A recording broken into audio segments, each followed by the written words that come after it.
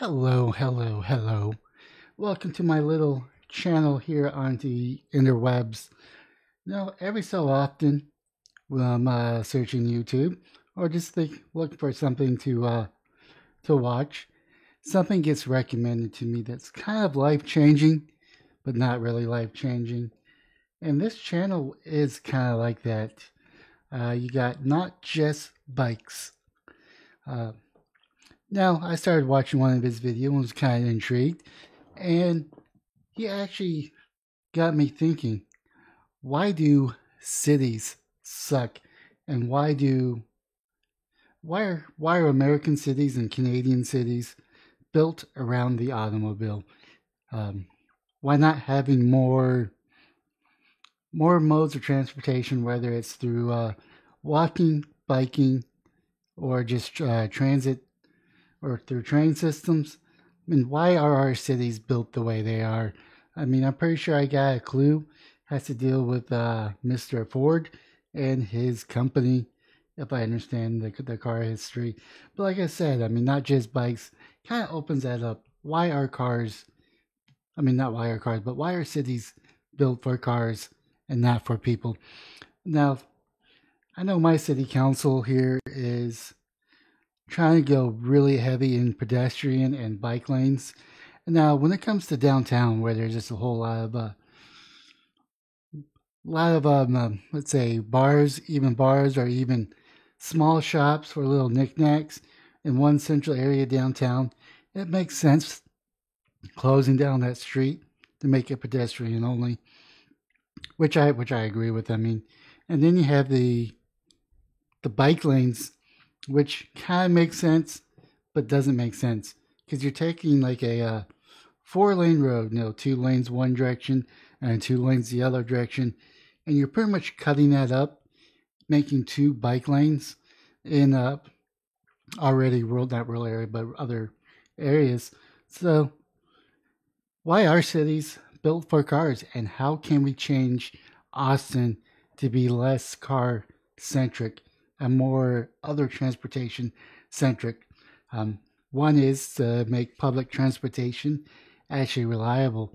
Now, when I was looking to go from home to work and work to home, it would have taken a total of 3 hours round trip for me to get there. It would be like an hour and a half or an hour and 45 minutes to get to work, and maybe another hour and a half or an hour and 15 minutes to get home.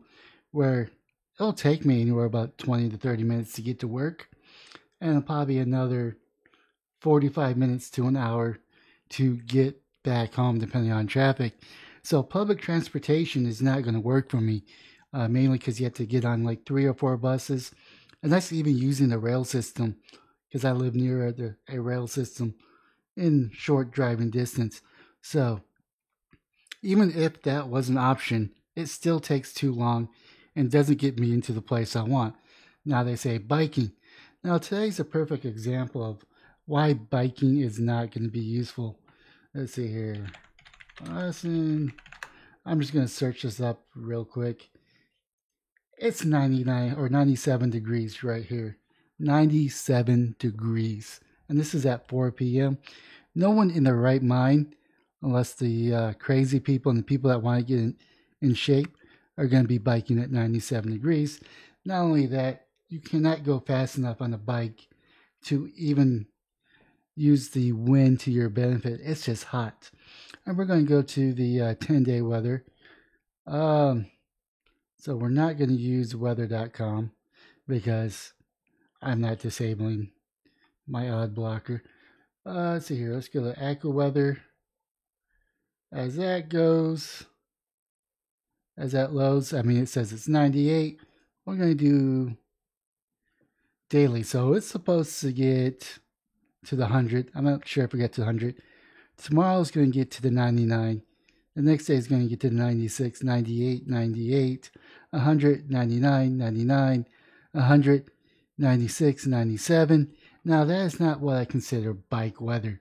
Bike weather is anywhere between, I don't know, let's say 90 and below, where it makes sense to go biking because it's going to be cool enough, but not with almost 3-digit degrees. Very warm with plenty of sun. less humid with plenty of sunshine, and very warm. Mostly sunny with very warm. I mean, this is heat. This is heat stroke, or maybe not heat stroke, but heat exhaustion is going to play a part, which can lead to heat stroke. So biking's really not going to be the option. Walking, I mean, if it's not going to be safe for biking, maybe walking short distances, maybe like 3 or 4 blocks, maybe the maximum that you probably want to walk. So temperature wise, that pretty much leaves buses, trains, and cars. So how do we make public transportation more reliable and quicker for me to get to work? I mean, one thing is to actually have a bus stop that stops from like North Mopac and goes into my work area. Now, when I say my work area, I don't actually mean my actual place I work, but close enough where I could walk, maybe like 2 or 3 blocks, maybe even 4 blocks away. Now, there is a bus stop near my work, which is in reasonable walking distance. The issue, it's not a straight pathway going all the way up to Mopac and stopping there. And now, when I say Mopac, Mopac is actually not the road; it's actually Loop One. But there's no incentive of me to do that. So I don't know how to make Austin less car centric, other than building up our public transportation that actually makes more direct paths, and then you have other buses that come for there.